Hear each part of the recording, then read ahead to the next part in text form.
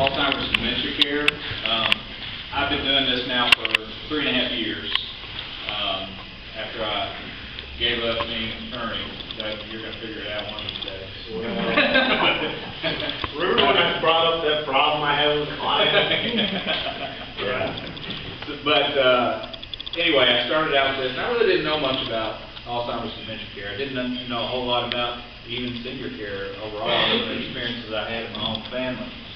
But I've learned a lot in the last 2.5 years, and especially in this area, in Alzheimer's dementia care, that it's really opened up kind of a different world to me about what people experience and what really happens with regard to these issues. We've got probably, I used to say about 50% of our clients had Alzheimer's or some form of dementia. It's probably grown now, maybe 60% of our clients are dealing with that. And about 2 years ago, we had a national conference, and the Senior Helper's Office in Nashville had linked up with a lady called Tifa Snow.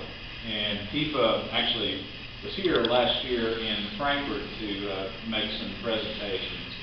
She's an occupational therapist, and she specializes in training people, and not only caregivers like that work for our agency, but also family members, about how to deal with the progression of Alzheimer's and dementia in their loved one's lives, because there is a progression that takes place.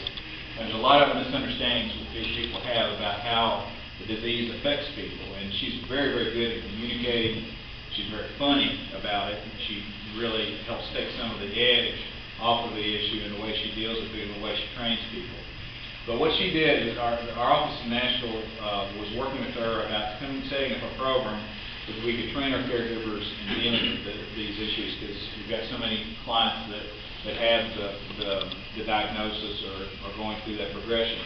And they came up with a program called, that you have here in front of you, it's a synopsis of it, called Senior Gems.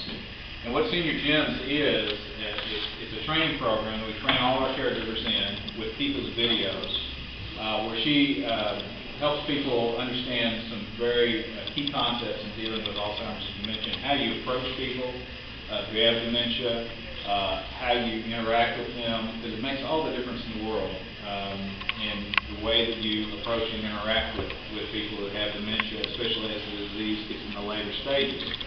And what this program is, it's very activity-driven. It helps us focus on our clients about what they can do as opposed to what they can't do. Because when people get a diagnosis of dementia, they're always being told what they can't do, and it's very frustrating for them. And they understand too. They began to get an awareness that there's things that they can't do that they used to be able to do. It's very frustrating. That leads to a lot of agitation in their lives. And so what we try to do is to focus on activities and things that help them understand what they can do as opposed to what they can't do, and make things a little bit more meaningful for them. Probably, if you were like me, when you've heard about Alzheimer's and dementia, you think of it in terms of a memory disease. You think about the effect it has on people's memories and being forgetful about things and so forth. But it's really, really much more than that. Alzheimer's itself is a progressive disease that really affects every area of the brain. And since your brain controls pretty much everything about you and your body, it will also affect every area of your body eventually. And one of the things that we've learned and that we talk to our caregivers about, and we try to train our families and tell our families about too, so they can understand, is as Alzheimer's progresses, it affects the sensory aspect of a person. It starts affecting parts of the brain that senses things, such as your vision, your touch, and so a lot of people don't understand that. When they'll have an example at home. Well, it's just Mom just gets so irritated with me. When I don't have to talk to her, she'll just get really irritated and agitated. Or when I try to get her to do something, she'll get irritated and agitated, and it gets really bad, and she'll just go on and on about it. And the thing about that people don't realize is that people's vision begins to start closing in. Normally we have periphery.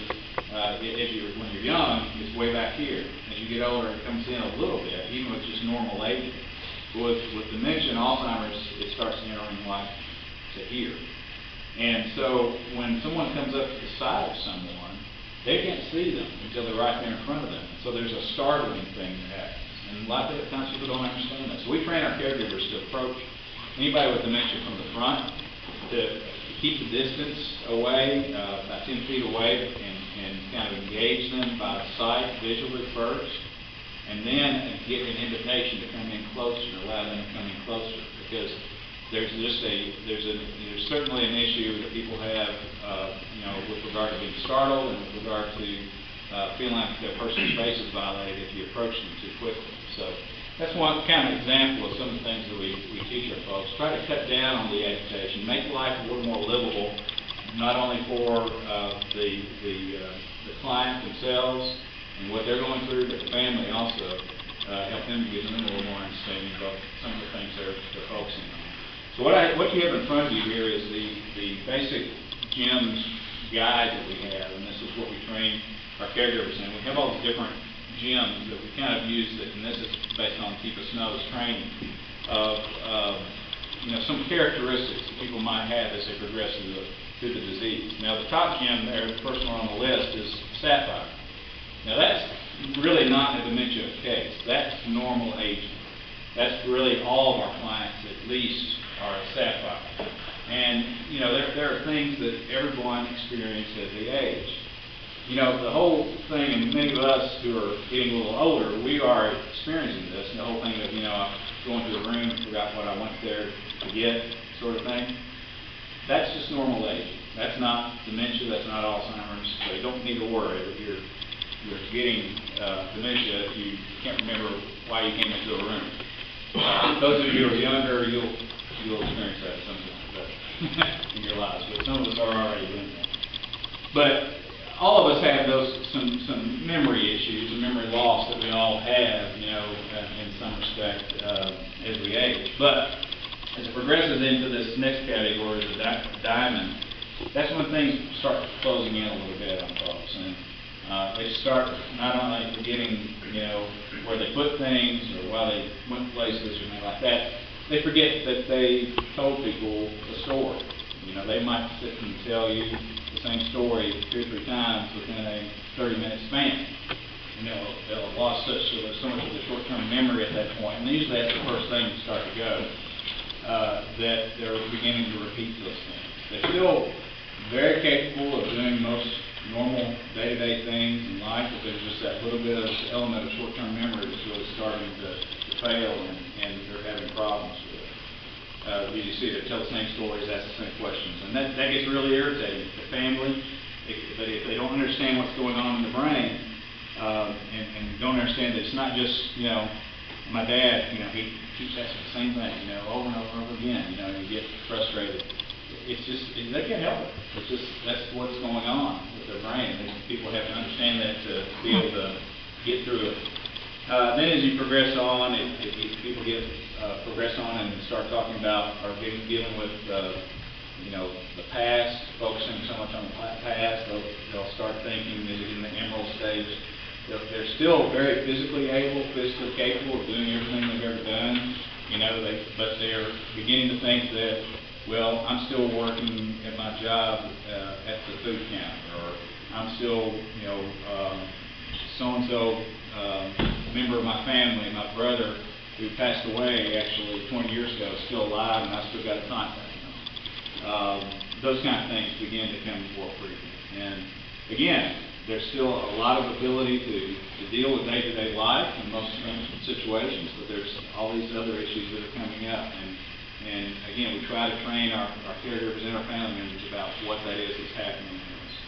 As you get on to the later stages, the dementia, the actual disease, starts affecting the bodily functions as well.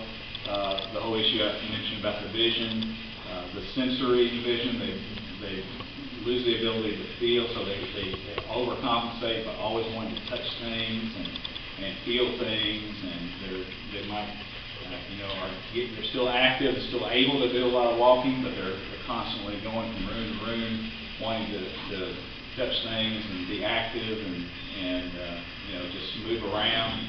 So there's a lot of that goes on. And then eventually it gets to the point as you get down to the end stages of the disease, unfortunately it affects even physical abilities of the body, the ability to walk, the ability to function, and ultimately there's a shutdown. It's not it's a very terrible disease. I mean, it's a very difficult thing for anybody to go through. But we train our people and our families about these things as much as possible so they can know, what to expect as much as possible. There's a lot of other great training out there from the Alzheimer's Association about these issues, and we certainly encourage people to go to them. But we just want our folks to be as educated as possible so we can get the best care we can give, and that our families can have some comfort too about what they're going through and any kind of education we can provide to them.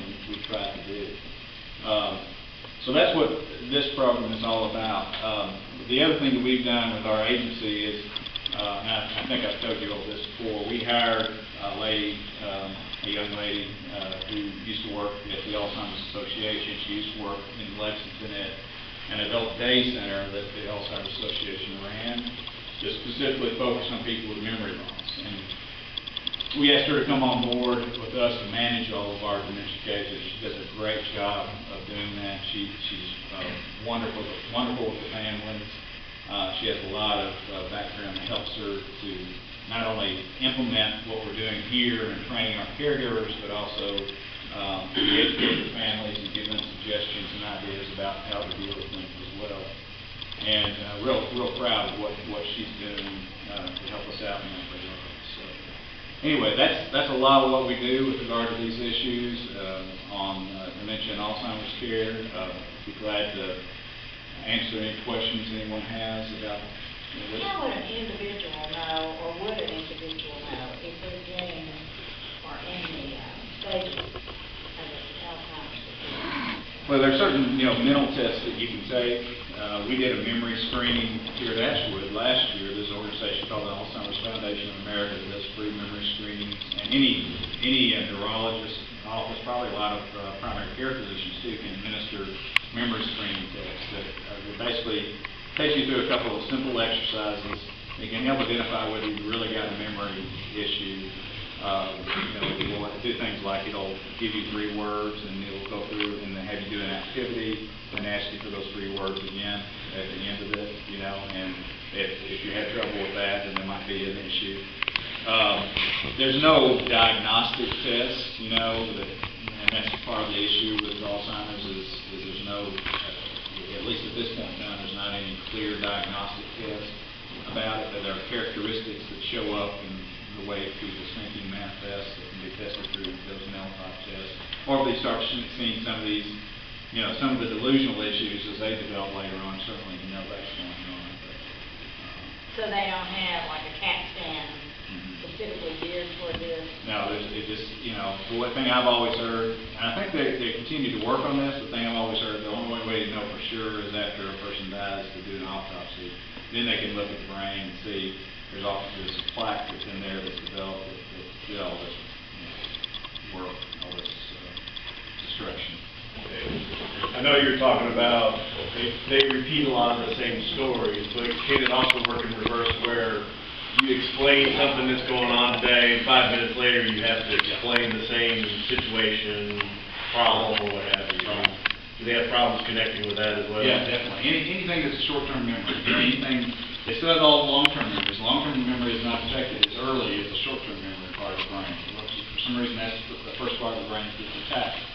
But anything that's short-term, that's happened, especially within the last day, before you sleep, it's time when you go to sleep at night, your brain converts your short-term memory into long-term memory. So anything during the last day, can be really open for that kind of issue to develop. And then in some people, it gets to the point where they forget that they eat. That becomes an issue. Especially if the disease will actually affect the hunger centers, that tell you that you're hungry, and they won't have the memory to remember they've eaten, so people stop eating. What do you all? I'm sorry, I feel like I brought everybody down. I see all these somber faces out there. Like, I'm sorry. You told me I hadn't made it to the Ruby stage.